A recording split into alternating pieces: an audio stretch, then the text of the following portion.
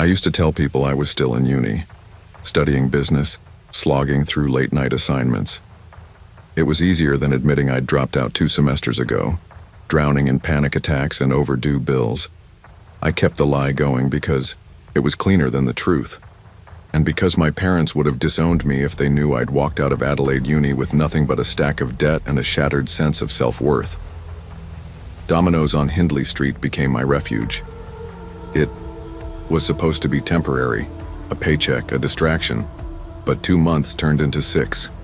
I'd work night shifts, box pizzas, handle drunk customers, and pray for the hours to pass without something stupid happening. Hindley Street never really sleeps. Even after 1 a.m., there's always someone shouting, laughing, stumbling past, in heels or sneakers, high or hammered or both. That night in February, it was humid as hell. I was in the back of the shop boxing a large Supreme when I heard it. 3 slow knocks on the back delivery door. Sharp, measured, like someone meant it. I turned to Tara, our shift supervisor, who was counting change by the register.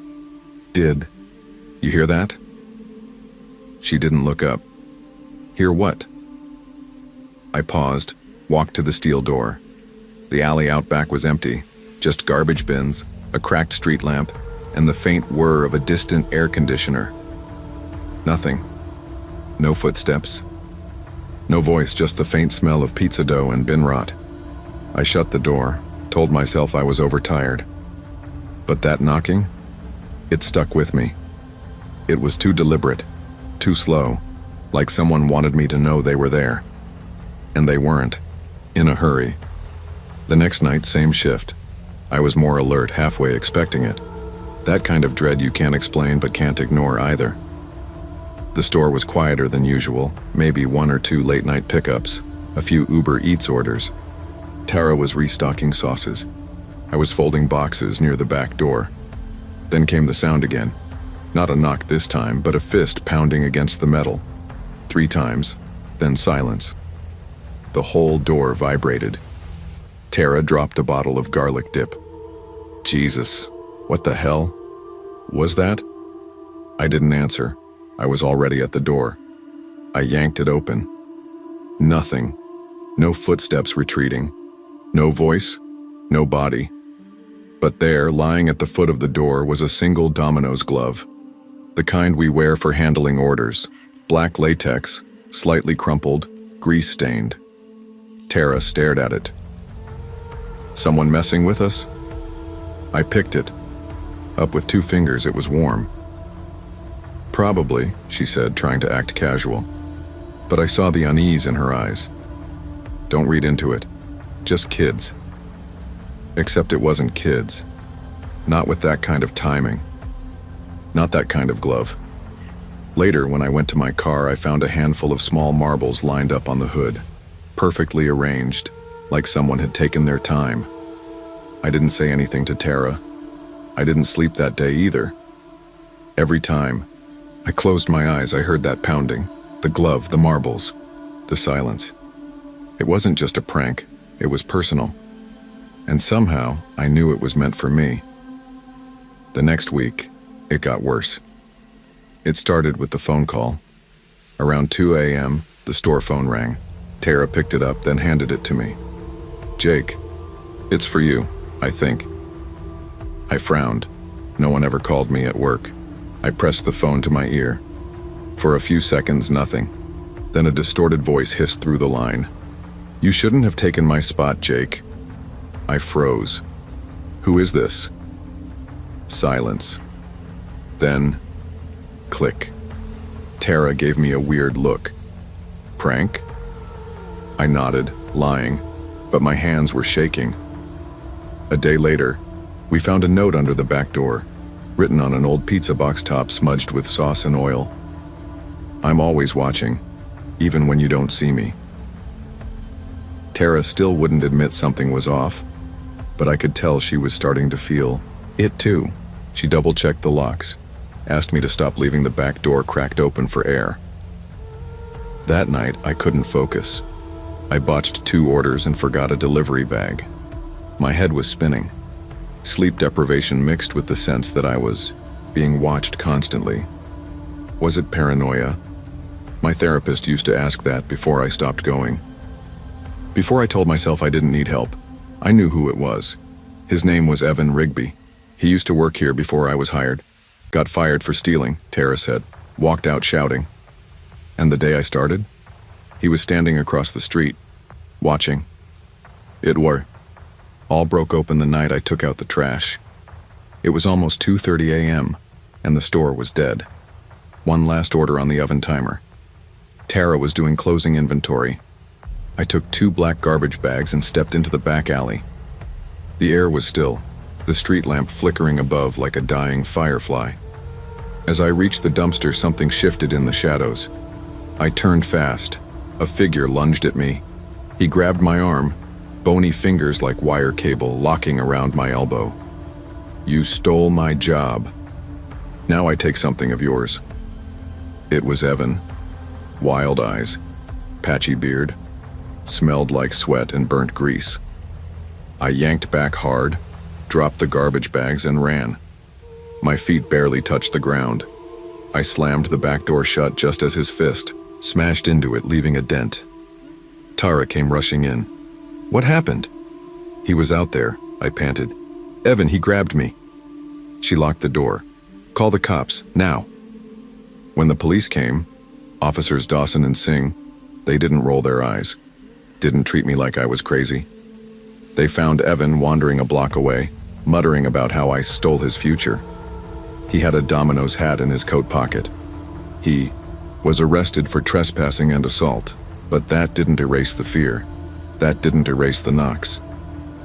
I quit Domino's the next day. Tara understood.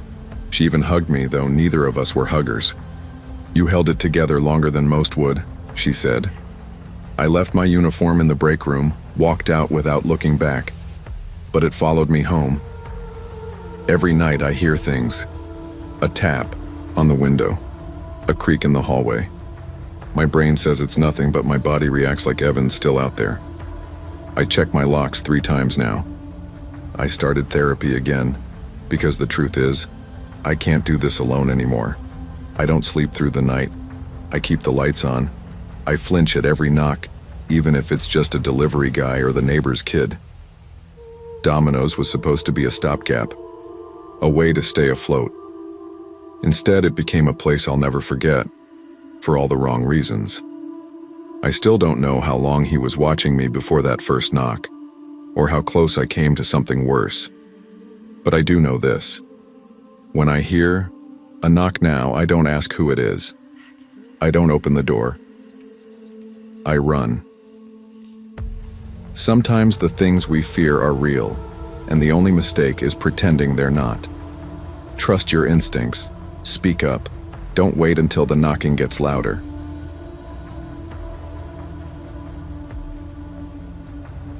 I never planned to end up here. 31 years old, living above a laundromat that always smells like mildew and stale detergent, driving pizzas around Detroit in a busted Hyundai with no heat and a half-cracked windshield.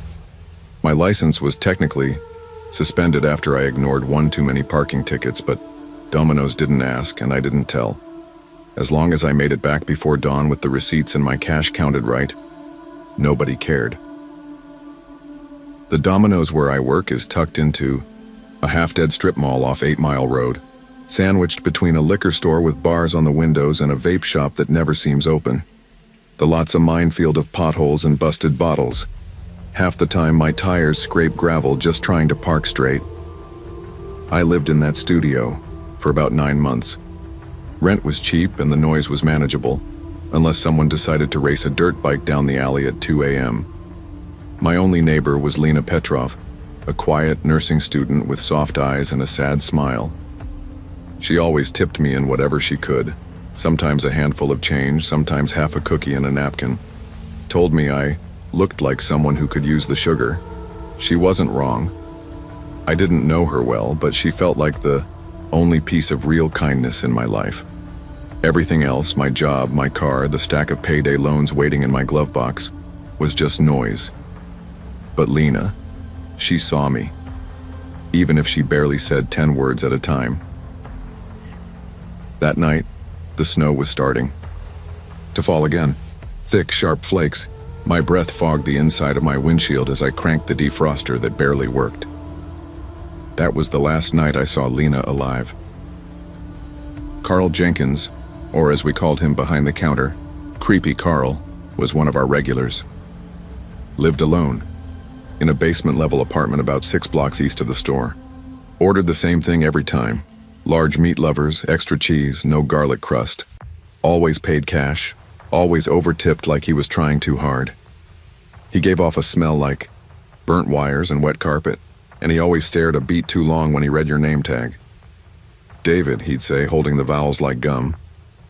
You deliver good. Yeah, thanks, Carl. On that night, the one that won't stop replaying in my head, I got his usual order ticket at 1:30 a.m. sharp. I remember because Big Reg, our night manager, handed it to me with a grunt and muttered, "Your buddy ordered again." Better than him walking in, I joked, but even saying it made my chest feel tight. I pulled up to his place and knocked like usual. He answered quicker than expected, shirtless, breathing heavy, eyes bright like a dog that's been locked in too long. "Got your order, Carl," I said, holding the box like a shield. "You ever delivered a Lena?" he asked, out of nowhere. His breath reeked of whiskey and rot. I blinked. "What?" "You know, the girl upstairs from you, she's real quiet like a mouse, easy to forget." I stared. I didn't remember telling him where I lived, or who Lena was. That's when I noticed the bloody scratch marks across his knuckles, fresh, raw. I didn't wait for the tip. I handed him the box and turned fast. I got back into my car and locked the doors with shaking fingers. In my rear view, I saw him standing there, watching, smiling. Back at the store, I tried to shake it off, told Reggie about Carl's weirdness, but he just shrugged. "That dude's been off for years," he said, tapping the bat behind the counter. "Just watch your 6. By 3 a.m., we were winding down, just a few slices left in the warmer trash bags full. I took mine out to the dumpster behind the building like always. Cold stabbed through my hoodie. The alley smelled like grease and old beer. That's when I saw him. Carl, standing by the dumpster, no coat, no shoes, just a filthy t-shirt clinging to his chest and a knife swinging slow in one hand. His eyes locked on the back door like he'd been waiting, not for trash, for me. My breath caught in my throat. I dropped the bag and ran, slammed the door behind me so hard the top pane cracked. Reggie jumped up, bat in hand. "The hell's wrong with you?" "Carl's out back," I panted. "He's got a knife."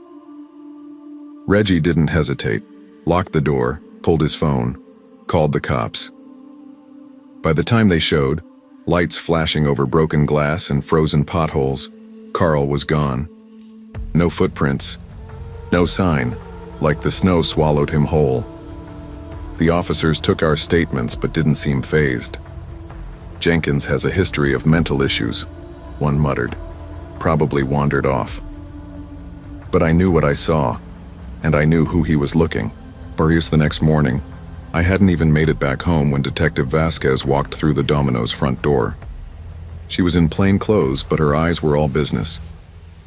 "You David Carter?" I nodded, something in my gut twisted. "You know Elena Petrov?" My mouth dried. "She's my neighbor, upstairs. Why?" She didn't flinch, didn't soften. "We found her in Carl Jenkins' apartment in the bathtub." Her voice was flat. She was skinned, waist down. Based on the time of death, it likely happened hours before we got your call. I sat down on a milk crate and stared at the floor. Hours before. So while I was handing him a pizza and dodging his questions, she was already... Jesus. Reggie looked like he was going to be sick. I just felt empty. Like all the noise in the world had cut out, leaving only the sound of blood pumping behind my eyes. Detective Vasquez didn't say more. Didn't need to. They had Carl. That part was over. But I couldn't stop thinking. Was she still alive when I rang his bell? Was she just feet away, waiting, hoping I'd knock louder? Say something. I didn't. I delivered the pizza and walked away. I left her. I couldn't stay in that apartment. Not with her door just feet from mine. Not with the sound of footsteps echoing in the halls at night, imagined or not. I packed what little I had and begged Reggie to let me sleep in the back room of the store for a few nights. He said, okay, no questions. The nightmares started immediately. Lena's voice whispering from behind walls. Carl's grin behind every reflection. Then, a week later, my phone buzzed. A delivery notification from an unknown number. The address? New apartment. I hadn't told anyone. The note read, "You should have knocked." Attached was a photo. Lena's half-eaten cookie. The one she gave me a week before she died. I stared at the screen until my hands went numb. He knew where I lived, where I moved. That night, I put my phone in the freezer, grabbed Reggie's bat, and sat with my back to the wall until the sun came up. Because I knew now, nowhere is safe. Sometimes we overlook the quiet ones, the lonely neighbors, the strange customers, the shadows near the dumpster. But silence doesn't mean safety. And when your gut tells you something's wrong, trust it. Don't wait. Don't second guess. Because one knock too late can cost someone everything. Working nights at Domino's wasn't glamorous, but it paid enough to help with my little brother Mateo's therapy. He was diagnosed with autism when he was 5, and I promised our mom I'd do whatever it took to make sure he got the care he needed, even if it meant standing behind a greasy counter under busted AC in a strip mall where the parking lot lights buzzed more than they shined. Phoenix in July is a furnace that never shuts off. At 9:30 p.m., the asphalt still felt like it was breathing heat. My Corolla coughed every time I turned the key, and the phone in my apron pocket had a spiderweb crack from the last fight with my ex. I didn't think much of it back then. I'd been through worse, but I wasn't ready for Troy Haskins. Troy was one of those regulars who made your skin itch. Mid-50s, wiry frame, nicotine teeth, and a voice that always sounded like it was scratching its way out of his throat. Every night at 9:15 he ordered the same thing, medium pepperoni, always in cash, always exact change. But he never just took the pizza and left. He stayed, watching, talking too slow, standing too close. That night, he said something different. "You got real pretty hands," he said, leaning across the counter like he belonged there. "I've been watching how fast you count change." I gave him a tight smile, sliding the box across. "Here's your order." He didn't move. "You ever deliver to the old motel on 7th? I stay there sometimes. Real quiet. Nobody'd hear you scream." The words hit like ice water. My fingers clenched the edge of the counter. That's when Derek stepped up behind me. He didn't say much, just gripped the steel bat he kept under the register. "You need something else, pal?" Troy smirked, stepped back. "Nah. I'll see you tomorrow, Mia." I didn't answer. I didn't breathe until the door clicked shut behind him. The next night I thought maybe I was being paranoid. Maybe I'd imagined the way his voice dragged over my name. But when I pulled into the Domino's lot, I saw him, Troy, already there, leaning against the side of the building, just watching. He didn't come in. Not at first, just stood there, eyes glued to the window like he was waiting. For a cue. Derek noticed too. "He been out there long?" I nodded. "Since before my shift started." "He doesn't buy something in 10, I'll tell him to move." But Troy didn't leave. He came in, bought his usual, didn't say a word. Just smiled. That same, slow, teeth-yellow grin. When I clocked out that night, I found a note under my windshield wiper. "I like when you wear your hair down." I didn't wear it down often, only once, last week. The shift I left late. I showed Derek. He didn't say much, just tucked the note into a drawer and told me to park closer to the door. Then came the calls. 3 times in one shift. The store phone would ring, I'd pick up, and there'd be nothing. Just breathing. slow, measured, not even trying to hide it. On the third one, Derek answered. "You call again? I'm calling the cops." He slammed the phone down hard enough to rattle the countertop. That night, I walked to my car with my keys laced between my fingers. I checked the back seat. Twice. I didn't sleep when I got home. Every creak in the apartment made me sit up. I locked my bedroom door and pushed a chair in front of it. I kept telling myself maybe he was just a creep. But deep down, I already knew the truth. He wasn't watching for fun. He was planning. It was a Thursday when it finally escalated. A quiet night. Orders slowed after 9 p.m. I'd been watching the clock, trying to figure out how many more shifts I needed to cover Mateo's new therapy bill. Insurance barely helped anymore, and my bank account was gasping for air. At 10:15, we closed. Derek stayed back to mop while I counted the drawer. I moved fast, wanting to get out before the heat settled in my bones. I remember thinking how the air outside smelled like burnt rubber and dust. Then I saw him. Troy was leaning on my car like it belonged to him. One boot up on the bumper, arms folded, that grin still stuck to his face. I froze at the door. Derek noticed. "You good?" I pointed. "He's back." Derek grabbed the bat. "Stay inside," he said, but I didn't listen. I stepped out fast, keys in hand, moving like maybe I wasn't scared, like maybe pretending I had control would make it true. Troy straightened. "You." He took a step closer. "Knew you'd be alone eventually." Lunged. I barely had time to fumble my keys before his hand locked around my wrist. His grip was dry and hard, like leather left in the sun too long. "Let me go!" I screamed, trying to twist away. And then, headlights. Loud, blaring horn. Derek's wow. Truck came flying into the lot. The tires screamed against the pavement. Troy flinched, let go, and bolted. He didn't run toward the street. He ran into the desert behind the strip mall, into darkness and cactus, and God knows what else. Derek jumped out, still holding the bat, but Troy was already gone. I didn't cry until I got home. The cops came that night. I filed a report, showed them the note, told them about the breathing on the phone, the motel comment. They didn't roll their eyes, but they didn't seem too shocked either. They said they'd checked the old motel on 7th Avenue. The next day, they called. They found his room. I didn't go there, didn't want to.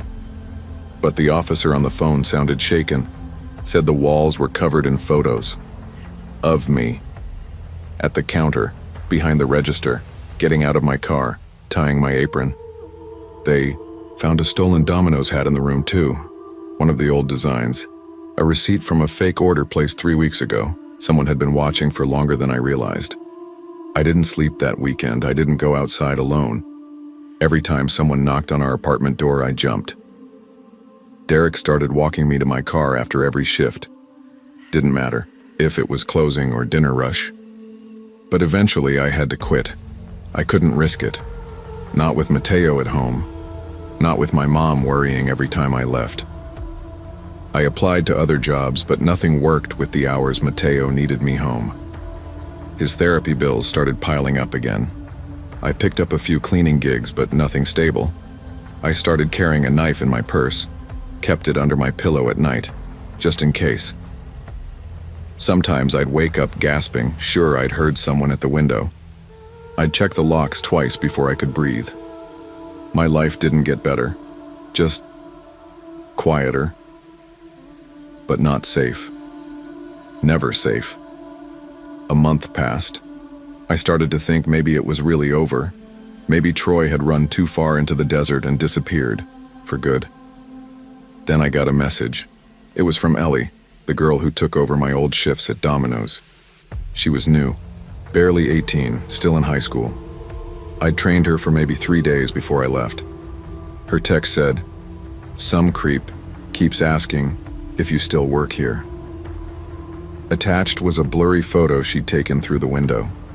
It was Troy, face pressed to the glass, yellow smile, watching. That was all. No police follow-up, no news reports, nothing. He was still out there, maybe still watching. I didn't reply to Ellie. I didn't want to scare her more. I just blocked the number and sat on the edge of my bed until morning. I still carry the knife, still check the locks, still sleep in shifts. Because the thing no one tells you is, when someone decides to fixate on you, there's no warning. No safe place, no rules, no reasons, just waiting, just watching. Nowhere is safe. Sometimes fear isn't irrational, it's protective. Listen to it, trust it, speak up sooner, even if your voice shakes, because not every regular customer is harmless, and not every stare is empty.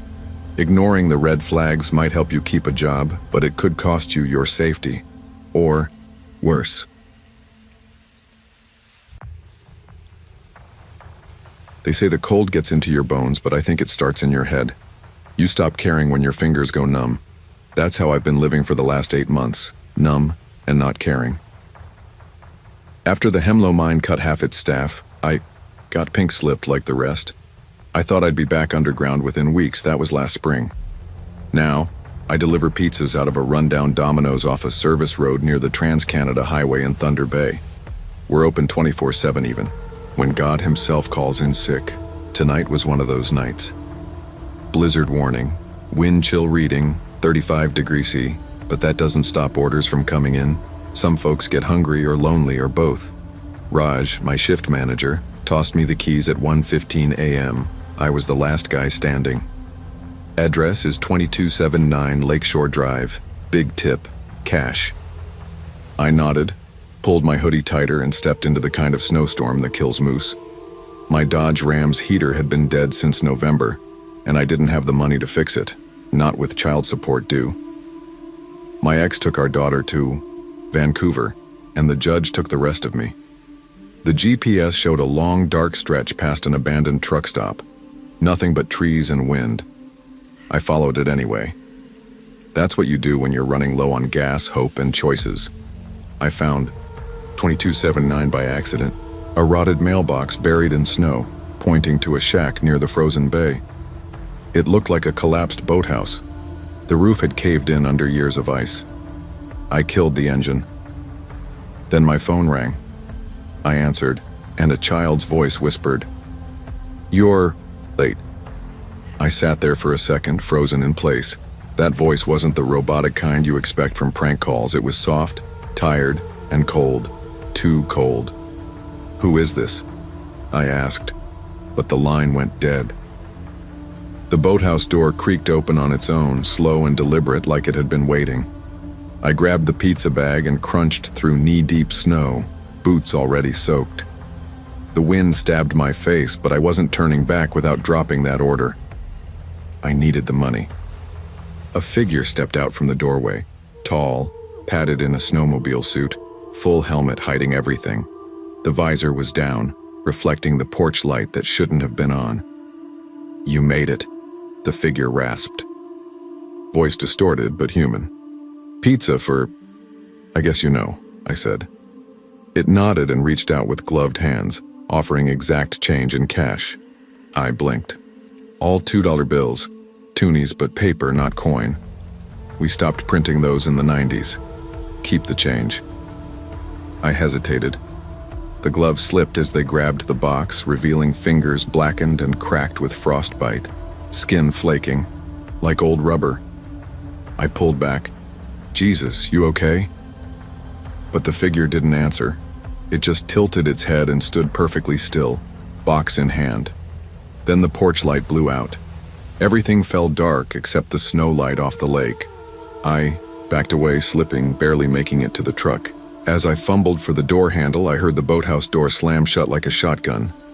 I peeled out, tires spinning on ice. The dashboard lights flickered. For a second, I thought I saw small handprints fogging the inside of the passenger window. I didn't stop to check. I just drove.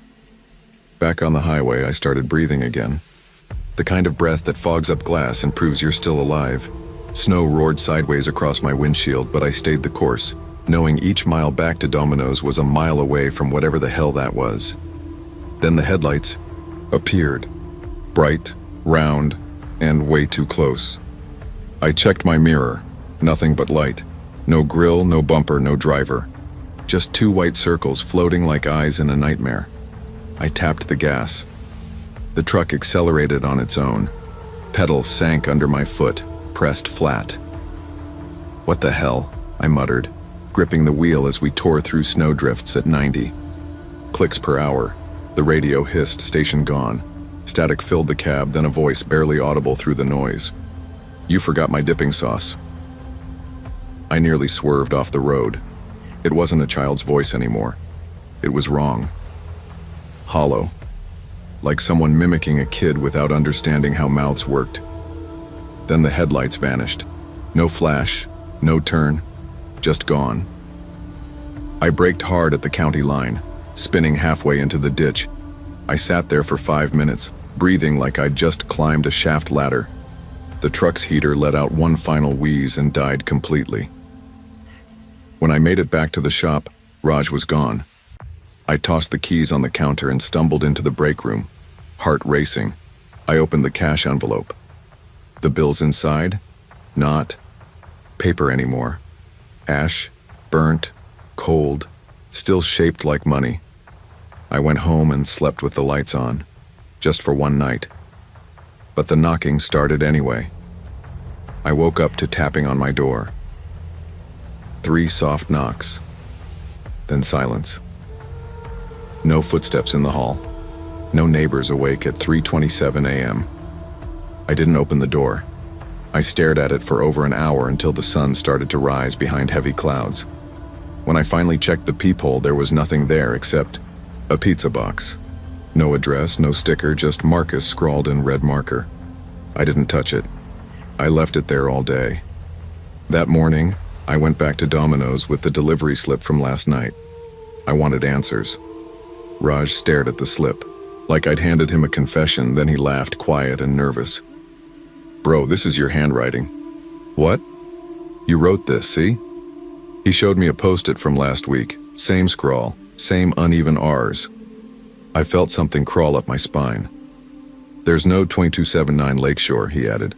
"That whole stretch went under back in '87. They flooded it for shoreline cleanup."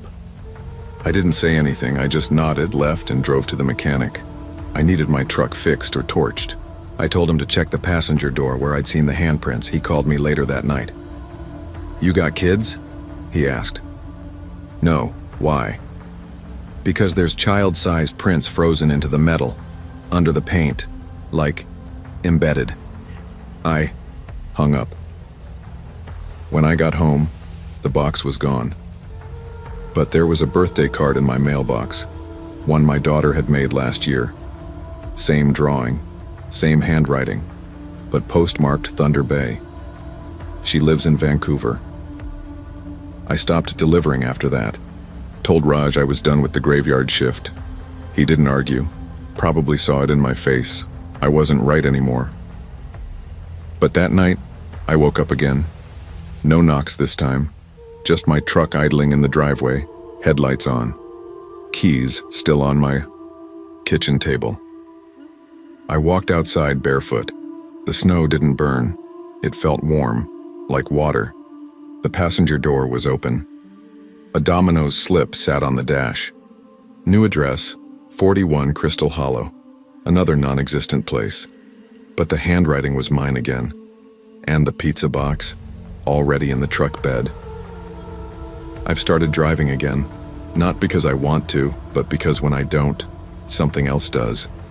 My phone buzzes with order-confirmed texts that disappear seconds later.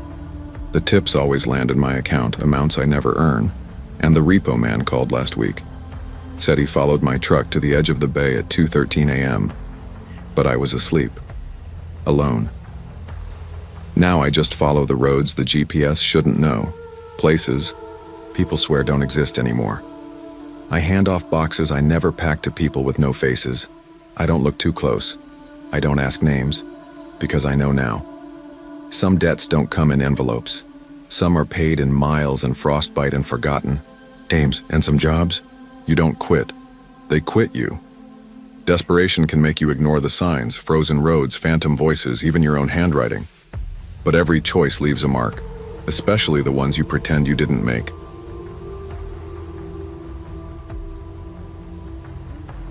I didn't have much left. A busted Ford Ranger with no AC, a maxed-out credit card, and a $43 Domino's uniform that always smelled like garlic and fryer grease. I was 29, working nights in Fort Worth, crashing on my buddy Kyle's couch after Michelle walked out on me 2 months ago. Said she couldn't be with a man still stuck in neutral. She wasn't wrong. My only anchor was Rusty, my rescue beagle with the lazy eye and a bark that sounded like a squeaky hinge. I got him after Dad died. Never thought a $10 shelter dog would end up meaning more than half the people in my life. That night in August, the air was thick like soup and the cicadas were screaming. My last run was an order to a ranch house out on Old Mill Road. Cash order. Tip already calculated. Just enough for a gas refill. The note said, "Leave it on the porch. Don't knock." Weird, but I'd seen weirder. One time, a guy paid me to sing happy birthday to his cat. I pulled off the main road and onto a gravel drive that twisted like a snake. When my headlights finally hit the porch, I saw something small and familiar lying near the first step. I threw the truck in park and stepped out. It was Rusty's collar. Red. Worn. His name tag dangling from the buckle, still warm from the day. My chest tightened. Rusty never left the house. Kyle never let him out. Then I saw the tire tracks, freshly dug into the dirt, veering back toward the woods. And next to them, a smear of dark, wet blood. That pizza box hit the ground fast. I already knew I wasn't delivering anything tonight. I called Mitch, the night manager. I couldn't even string words together at first. Just said something happened out on Old Mill and I needed him. Bad. To his credit, he didn't ask questions, just said, "Stay there, I'm coming." 15 minutes later, his truck pulled, headlights bouncing across the trees. He stepped out, all 6'4" of him, ex-Marine backbone stiff as rebar. "You okay?" he asked. I shook my head and pointed to the collar. Mitch's face paled. Shit. We followed the tire marks. His flashlight cut through the trees like a scalpel. It was hot and still, no wind, not even the buzz of bugs. The kind of quiet that doesn't belong in nature. We didn't walk more than 30 yards. Before I saw it, Rusty, or what used to be him, he was laid out like a ritual. His little body skinned so clean it looked fake. His paws, tail, and head untouched. The rest was just raw muscle and bone. His eyes were closed, peaceful even, like someone had taken the time to be careful. Mitch stumbled back and puked in the bushes. I dropped to my knees and felt everything inside me just snap. I didn't scream, didn't cry, just sat there with my hands shaking so bad I couldn't even pull out my phone to call 911. Mitch eventually did. Told them there was an animal killing and they'd want to see it for themselves. But I already knew what they'd say. Coyotes, maybe a sick person, no leads. No cameras, but this wasn't random. This was personal. And somewhere in the woods behind that house, someone was watching us the whole time.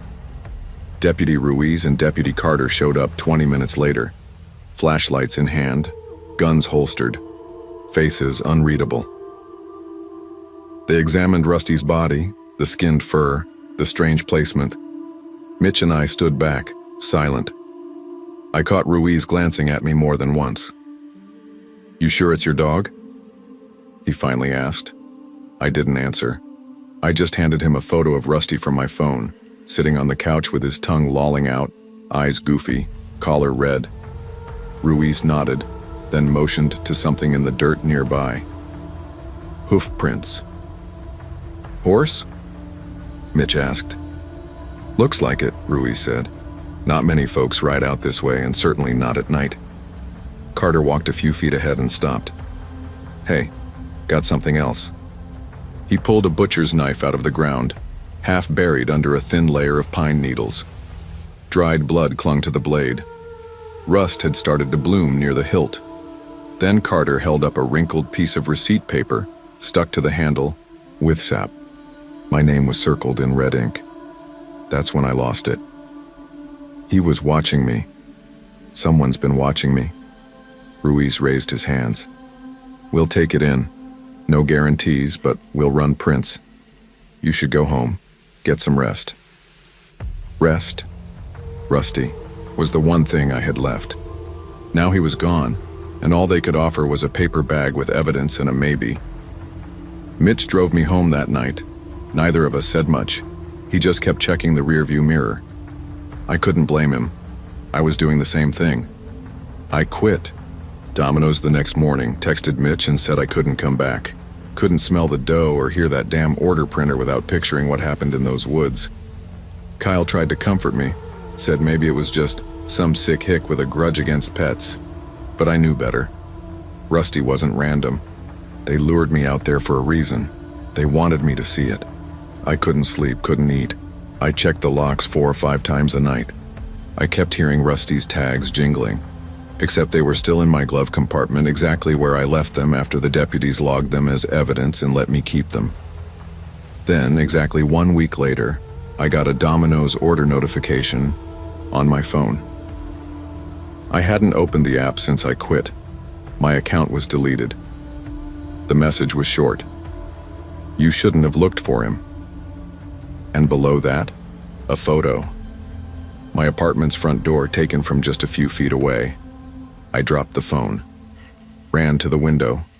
No one was there, no cars, no bikes, just the sound of cicadas again, louder than ever, like they were trying to cover something else. I reported it again. Ruiz said they'd look into it, but I knew they wouldn't find anything. This person wasn't just sick, they were smart and they weren't done, not with me, not yet. I started crashing in my truck, moving it around every couple nights. I didn't tell Kyle why, just said I needed space. Truth was, I didn't want anyone else dragged into this. I started hearing things, scratches at the door, clicks on my windows. A cough from the dark, maybe real, maybe my brain, fried from grief and guilt and no sleep. Didn't matter. It felt real. I started seeing flyers around town. Lost dog posters, different breeds, all missing from neighborhoods within 5 miles of mine. Same week, same time frame. I knew. They weren't lost. They were taken. Like Rusty. I drove back to Old Mill Road once, just to look. The tire tracks were gone. The house, empty. For sale sign out front. No furniture inside. I called the listing number. The agent said the property had been vacant for over a year. No one named J. Doe had ever placed an order from that address. There had never been a delivery scheduled that night. They set me up. From the start. I tried to tell the cops again. They just told me to get help, said I sounded off. I am off, but I'm also not wrong. Somewhere out there, the Skinner is still watching, still waiting, and he knows where I live. Because that photo, it wasn't the last one I got. Last night, a new message pinged on my phone. No words, just a picture. My old Domino's uniform, laid out on my front porch like a body. Sometimes the evil we fear isn't a ghost or a legend. It's a person, flesh and blood. And when you sense something isn't right, trust your gut. Walk away. Because not every delivery makes it home, and not every horror ends when the shift does.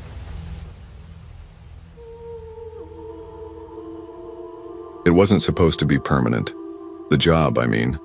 Delivering pizzas for Domino's on the edge of Edmonton's industrial district wasn't anyone's dream.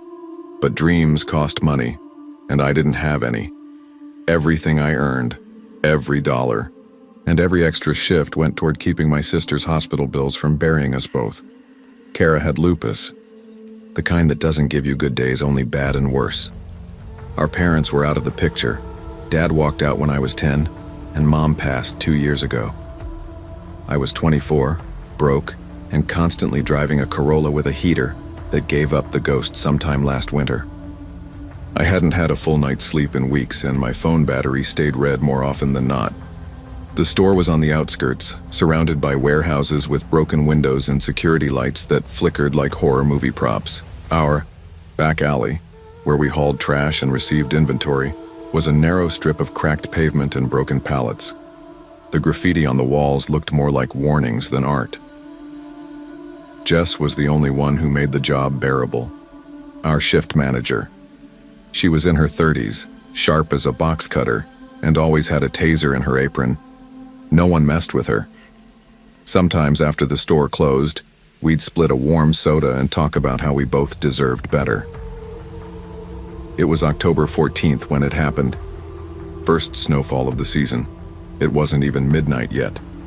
I was taking out the trash just like I'd done 100 times before. Except this time, someone was waiting for me in the dark.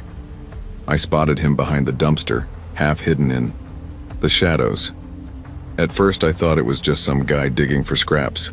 You get used to that in a city like Edmonton. Then he stepped forward, and I knew better. He wasn't searching for food. He was watching me. He was tall, thin, with this look in his eyes like he hadn't blinked in hours. His cheeks were hollow and his breath steamed in the cold like smoke from a dying fire.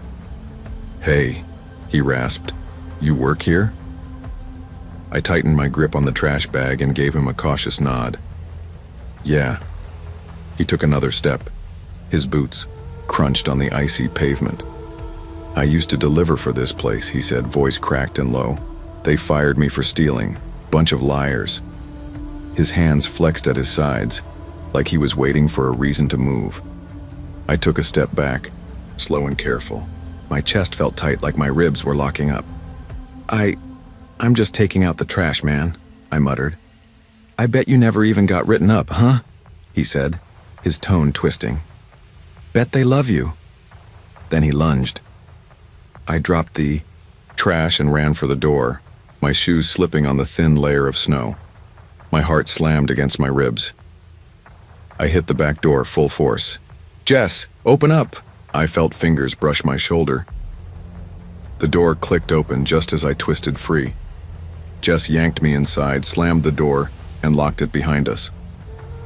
We stood in silence, panting. Then, through the narrow glass pane, we saw his face, pressed against it, fogging it with each breath. And then, just like that, he was gone. Cops showed up 10 minutes later. I took statements. One of them even recognized the guy from a previous case. His name was Marcus Boone.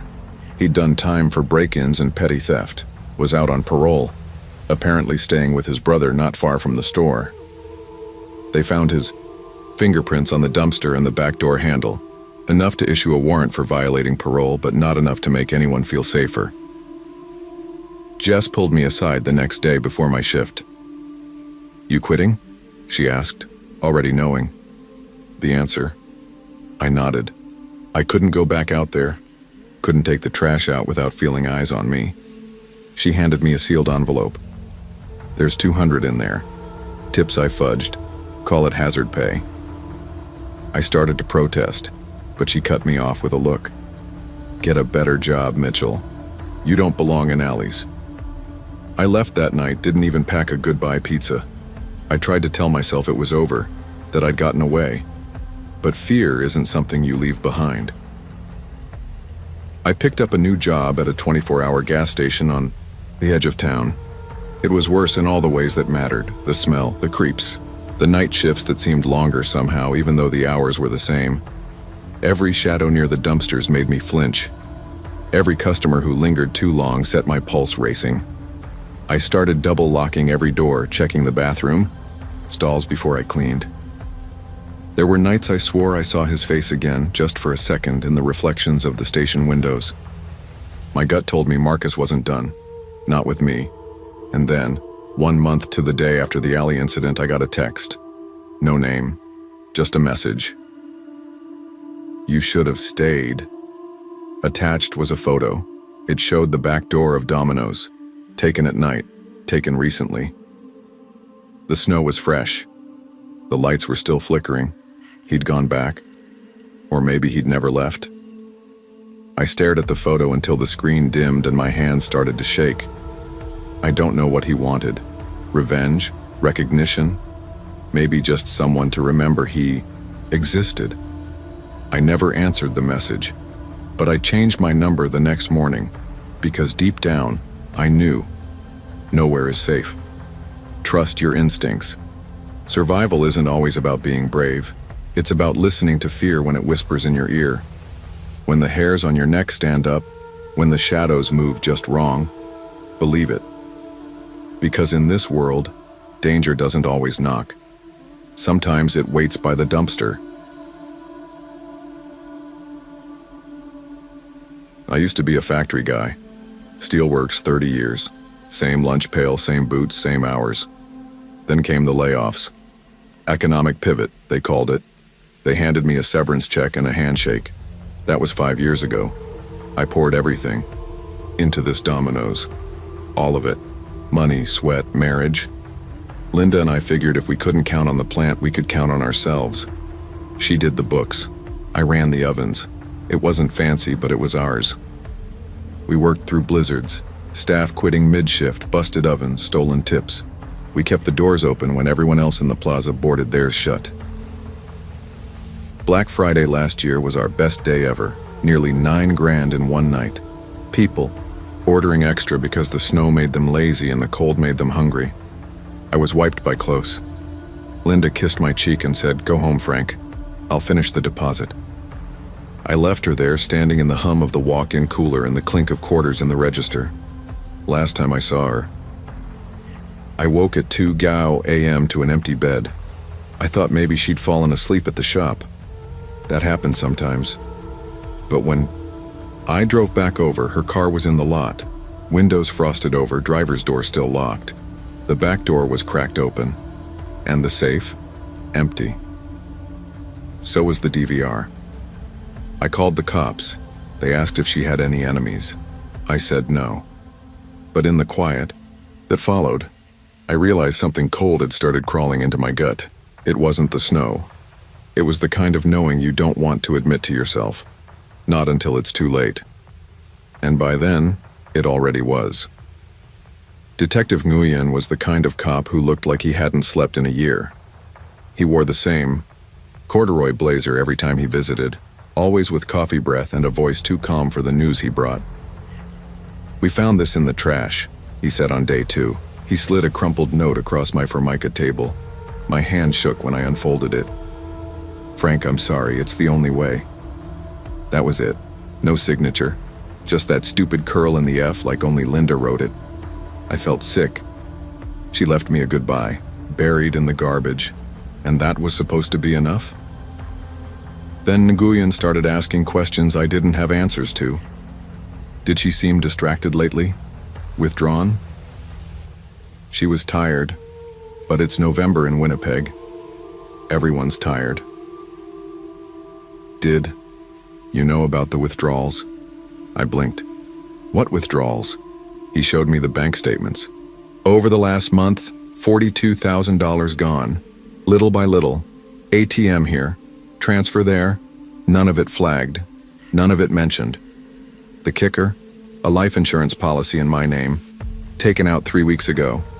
Big payout if I died. Linda listed as the sole beneficiary. Nguyen asked if we'd been fighting. I told him no. I wasn't lying. The fights had stopped years ago.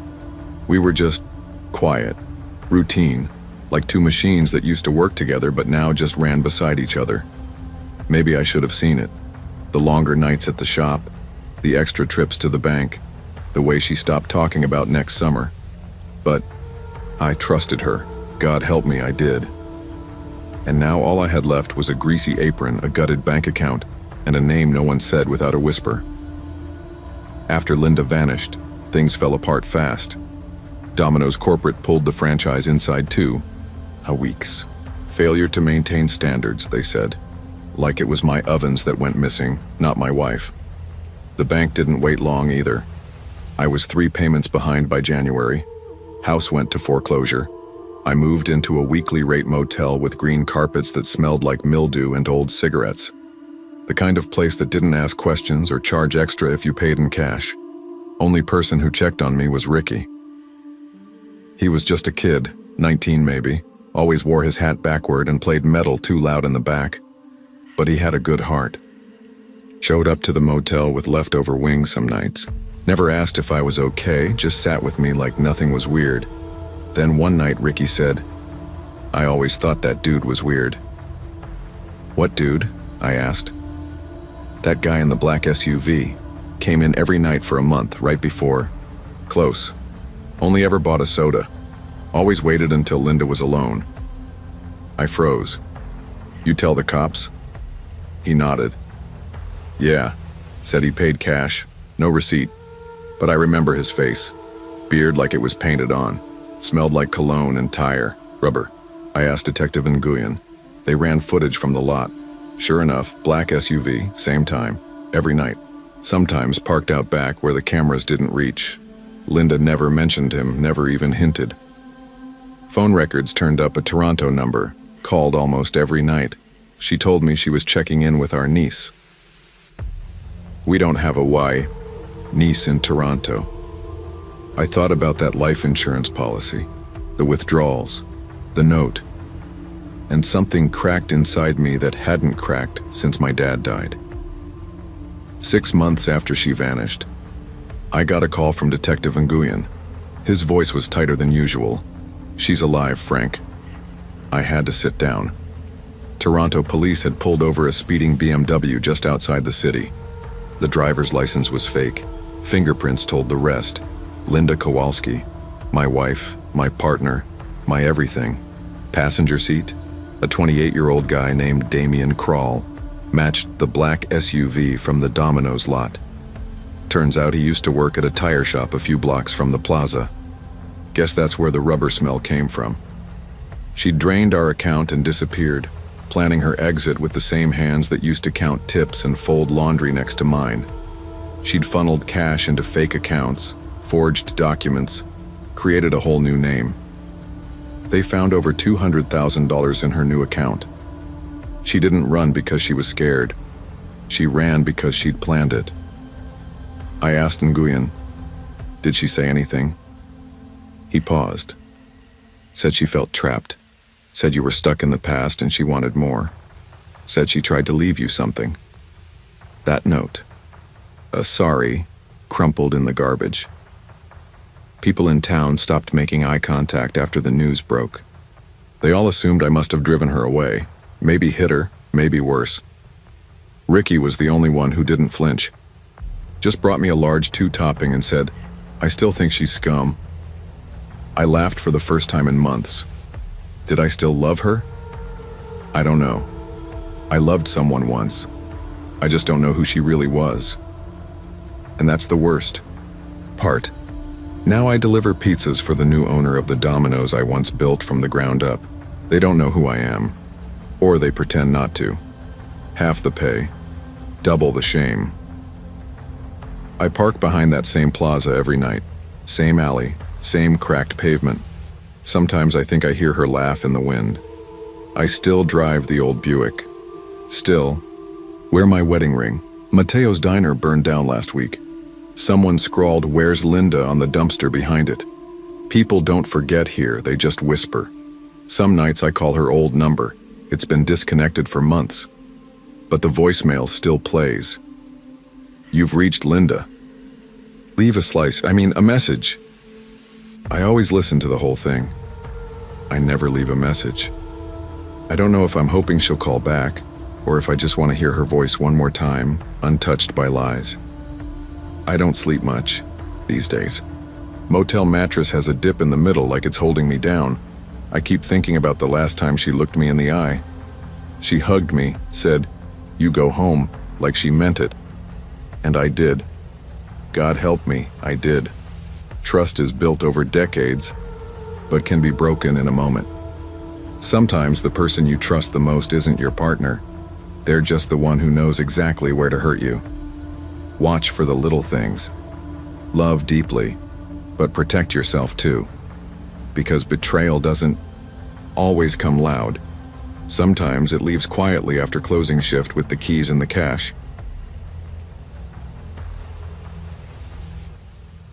Long before I ever stepped foot inside that Domino's on Portage and Maine, life had already been unraveling in quiet, inconvenient ways. My name's Liam Carter, and if you'd asked me a year ago what I'd be doing now, delivering Uber Eats in a dying Corolla with a slipping transmission and empty bank account wouldn't have been my answer. I was supposed to be making it as a freelance graphic designer, building brands, designing campaigns, maybe even landing a steady contract. But invoices went unpaid, clients ghosted, and rent didn't care about excuses. After my girlfriend left back in September, said she needed someone present, the silence in my one-bedroom downtown apartment started echoing louder. I began filling it with work. Double shifts, gig apps, anything to distract me. I told myself things would get better. I said that every night, especially when I couldn't afford heating. That night in late November was colder than usual. Winnipeg, cold, where the air cuts through your clothes and makes you taste metal. I had just finished a brutal 13-hour stretch delivering through snow and black ice. All I wanted was something hot and cheap before heading home to crash.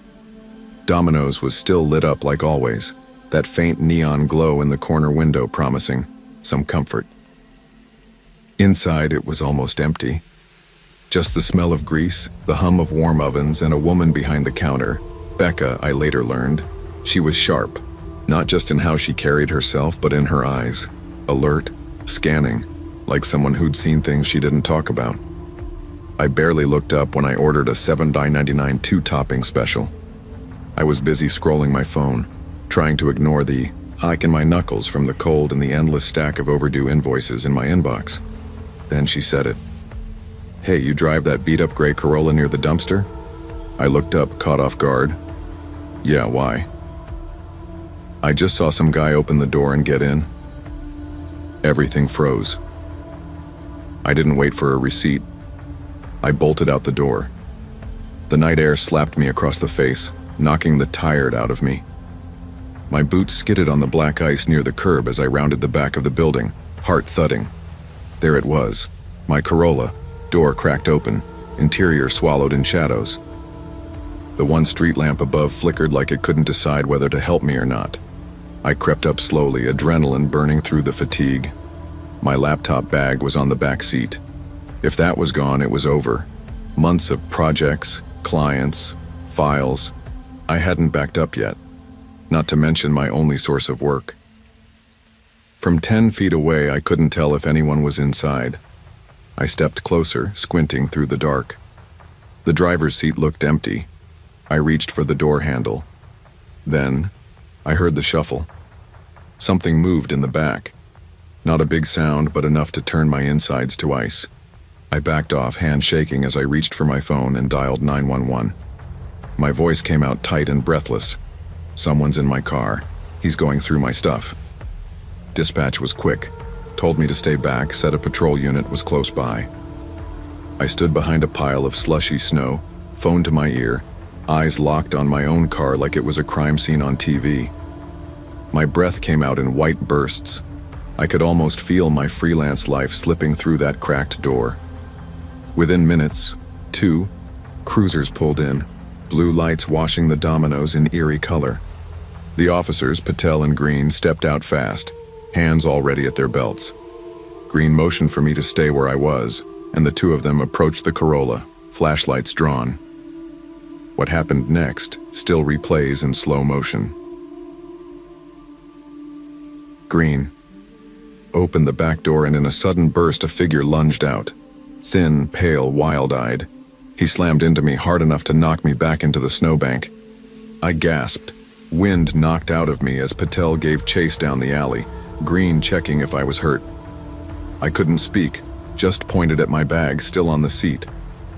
Somehow it was still there. The cops called it a crime of opportunity. Marcus Doyle, a name they knew well. Local guy, late 20s, lost to meth and cold nights. Had a string of break-ins and petty thefts on record. Never violent, just desperate. They found no weapons, but they couldn't catch him either. He vanished into the Winnipeg alley maze like he knew it better than home.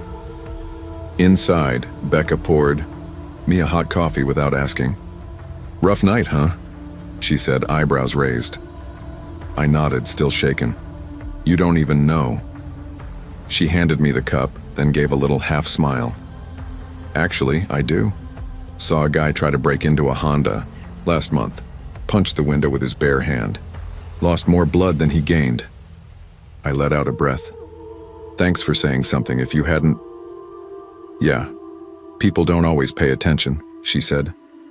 Or they do and don't care. We sat in that silence for a moment. I clutched the coffee like it was keeping my pulse steady. The officers took my statement at a booth in the back, then left with a promise to keep an eye out. Back in my car, I noticed the glove box was wide open. Insurance, registration, all gone. Useless to him probably, but dangerous for me. My name, my address, just out there now. Driving home, I kept checking my rear view. I knew it was paranoia, but the thought that Marcus might show up again, at my place maybe, felt real. The streets were empty, but my mind wasn't. The heater coughed, blew lukewarm, air to still better than nothing. Sleep didn't come easy that night. Every sound in the hallway made me flinch. I ended up jamming a chair under the doorknob like a scene from a movie. But there was no second break-in, no phone call, no dramatic follow-up. Just the next morning, gray and dull and full of errands. First stop was Manitoba Public Insurance to start the replacement paperwork. Next came changing the locks on my apartment door, just in case. It wasn't cheap. None of it was. I drained what little was left in my checking account and watched the overdraft line blink red. Freelance jobs kept piling up, unpaid and half-promised. I followed up on a logo design I'd sent to a boutique agency. They ghosted me. Again. The evening, I drove to a client meeting in St. Boniface. On the way, the transmission slipped twice. The Corolla jerked like it was trying to cough up a lung. I clenched the wheel tighter each time. I thought about Becca more than once that day, not in a romantic way, just with appreciation. If she hadn't spoken up, if I'd waited 5 more minutes in that line. Later that week, I came back to that Domino's, not for pizza, but to say thanks again. She waved me off, said, "Just keep your doors locked, city kid." It stuck with me. How something so small, someone paying attention, someone giving a damn, had kept me from losing everything. It's been 3 weeks since that night. I still check my locks twice. My new registration came in the mail yesterday. I tucked it in the glove box, then locked that too. Just a habit now.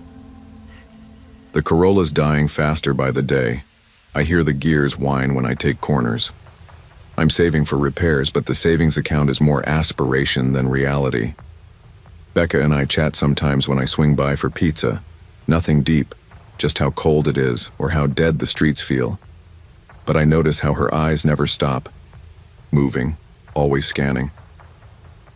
I haven't seen Marcus since. Neither have the cops.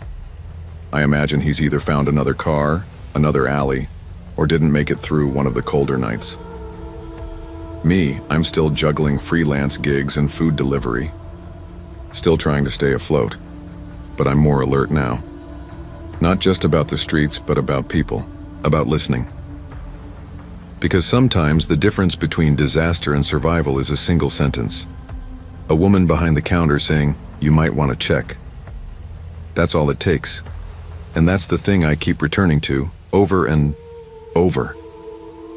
Some people watch the world happen. Others keep it from falling apart. A little attention can save a life. In a world where everyone's distracted, being present, being aware, can be the difference between loss and survival. Sometimes, the real heroes are the ones who simply pay attention. They say you hit rock bottom slowly, like drowning in molasses. For me, it started with a song, or rather the silence that followed. My band, Second Harbor, broke up 6 months ago after our 3rd gig in Manchester bombed. We'd put our savings into recording gear, a van, merch. I took a loan from a guy named Garrick, a real quiet type with tattoos on his fingers and eyes that didn't blink enough. When we split, so did the money. Guess who was left holding the bag? I've been working nights at Domino's in Grimsby, ever since. The place is sad, under a flickering neon sign that makes everything outside look like an old VHS tape. My flat's right above a kebab shop. Grease stains the walls, and the fan outside my window never stops whining. Life became a loop. Deliver, eat, sleep. Avoid Garrick. That night, October 30th, 2023, started like any other. Cold drizzle, empty streets. My hands reeked of dough and sanitizer. Dave, my manager, was cleaning the dough trays when he tossed me one last delivery ticket. I glanced at the time, 11:45 p.m. Out by the docks, he said, 47 Wharf Lane. Tips in already. Just drop it and clock out. I hesitated. Wharf Lane was a dead zone. Last I heard, the fish market down there caught fire 2 years ago. No one went there. No one lived there. But the bonus was good, and I needed the money. My rent was late, and Garrick had called me earlier that day, just breathing, saying nothing. I grabbed the pizza bag and keys. The streets were fog-thick. My Honda's heater barely worked, and the GPS spun like it was guessing. Something felt wrong, but I went anyway. Grimsby's docks at night feel like something left behind by the world. Warehouses with missing roofs, seagulls screaming into nothing, puddles that smell like bleach and regret. I followed the GPS, turning off the main road and onto Wharf Lane, though no sign said so, just rusted fences and overgrown weeds. The location took me to a derelict warehouse. Windows boarded up. No cars, no doorbell. Just one crooked streetlight buzzing like a dying fly. I pulled up and double-checked the receipt. 47 Wharf Lane. The place looked dead 20 years ago. I called the number listed on the order. No answer. I sat there, engine running, fingers drumming the steering wheel. I told myself it was just a prank, some teen messing around with the app. Maybe Dave would comp me for gas. Then I heard it. A tap. Light. Like knuckles brushing fabric. I turned. A woman stood by my window. She wore a raincoat with the hood, pulled low, shadows swallowing her face. Her hands hung at her sides too long, like arms drawn out in a dream. "That for me?" she asked. Her voice sounded wet, like something caught between a whisper and water trickling through old pipes. "Yeah," I said. $14.50. She reached into her coat and pulled out a stack of crumpled, damp 1-pound notes, the paper soggy and stained dark in places. They smelled like old fish left in the sun. I took the money without looking at it too hard. "You'll deliver for me again," she whispered, her fingers brushing my wrist. Cold, rough, too strong. I yanked away, dropped the pizza in her hands, and walked backwards to my car. She didn't follow. She just watched, smiling. I drove back faster than I should have. My tires slipped once on a patch of oil-slick road. I didn't care. I needed to be gone, back under familiar streetlights. I didn't even look back until I hit the roundabout near the industrial park. I checked my mirror. She was gone. I parked behind Domino's and staggered inside. Dave was already locking up.